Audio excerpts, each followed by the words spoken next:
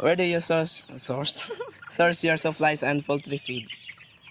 So our source is coming from dominant Asia Pacific, our breeders, and for our page, it was came from the agribet ra siya.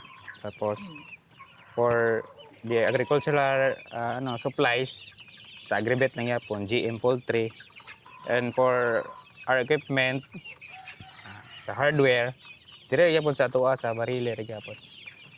So next is, has the increase in the feed prices affect your business?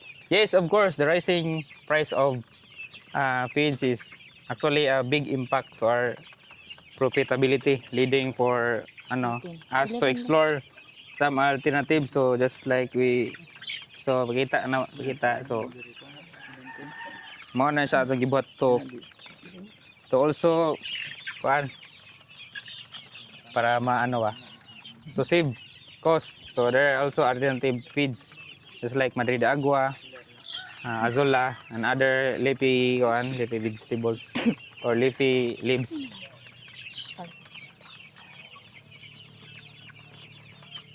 That's Next, kay, does your business contribute to the local economy through taxes or other means? Could you escape? Sige.